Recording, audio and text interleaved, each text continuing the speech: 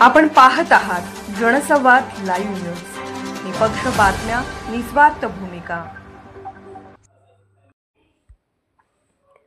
मी तोंड उघडले तर बात दूर दूर तक जाएगी। मंत्री हसन मुश्रीफ यांचा संजय मंडलिक यांना इशारा। त्यांनी अजूनही तोंड आवरावे। संजय मंडलिक यांच्या उतावळ्या आणि बेजबाबदार टीकेवर श्री मुश्रीफांचे संयमी उत्तर। संजय मंडलिक यांनी लोकनेते स्वर्गीय सदाशिवराव मंडलिक साहेब यांच्याशी आपली तुलना करून घेऊ नये। स्वर्गीय खासदार मंडलिक साहेब कुठे आणि संजय मंडलिक कुठे? सन्माननीय मुख्यमंत्री महोदयांच्या मध्यस्थीने माझी आणि संभाजीराजे यांची युती झाली।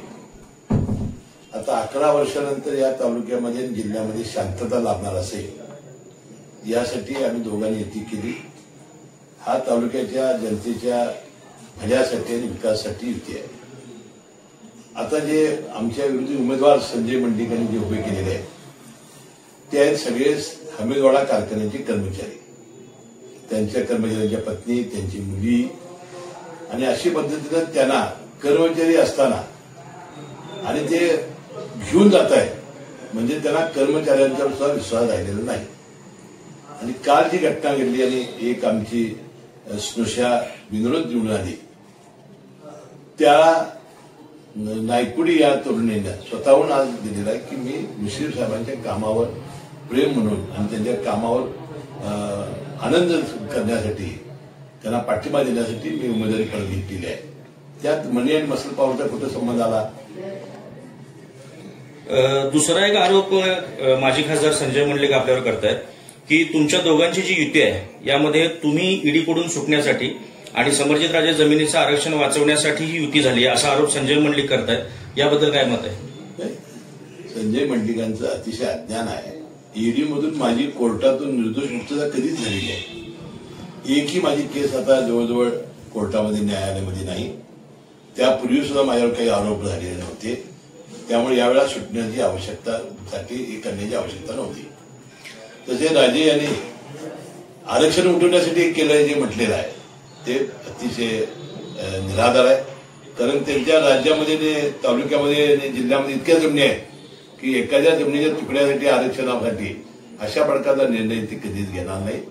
त्यांनाही वाटतं की 11 वर्ष संघर्ष करून आपण या तालुक्याच्या विकासासाठी आणि तालुक्याच्या लोकांसाठी आपण काही करू शकत नाही। असा निर्णय त्यावेळी खासदार सदाशिवराव मंडलिक आणि विक्रमसिंह राजे यांनी घेतला होता।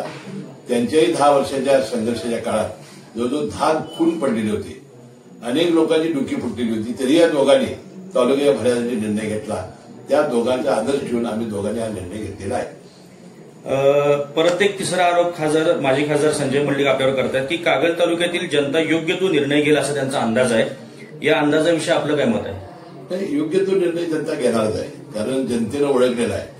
म्हणून तर परवा लोकसभेमध्ये काय झाले आपण सगळ्यांनी पाहिलेलं आहे। आता त्यांची जी भूमिका आहे किंवा आम्ही दोघं एकत्र जनता नाराज होईल किंवा त्याचा फायदा होईल, त्याचा फायदा आम्ही होऊ देणार नाही। जनतेच्या विश्वासावर आजपर्यंत आम्ही मोठे झालेलो आहोत। जनतेचा विश्वासात कधी आम्ही केला नाही।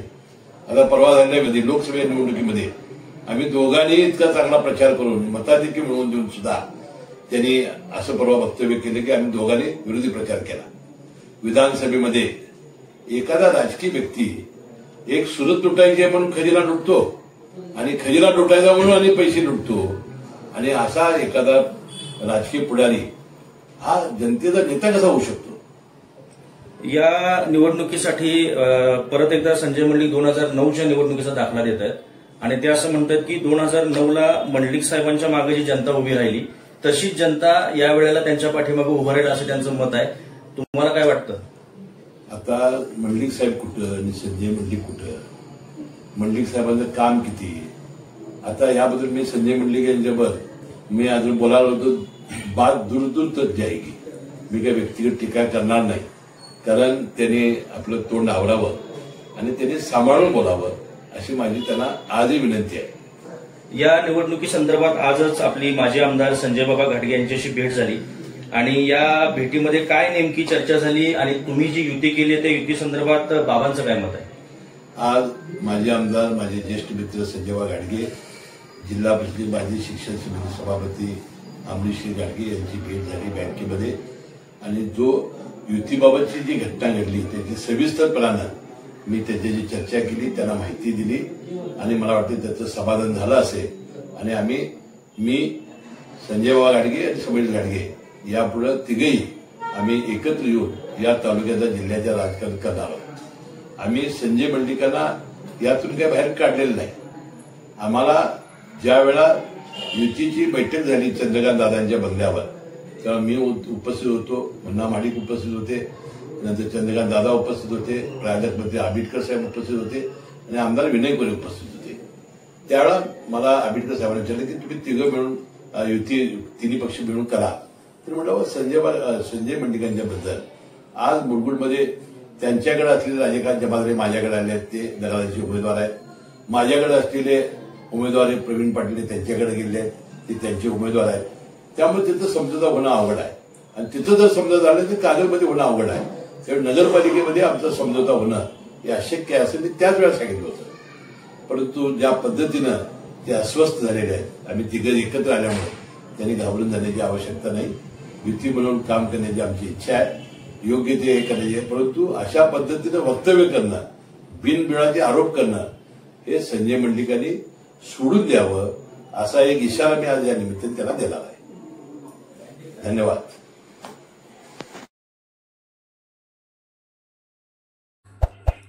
जनसंवाद लाईव्ह न्यूज चॅनलला लाईक करा, शेअर करा आणि सबस्क्राईब करा।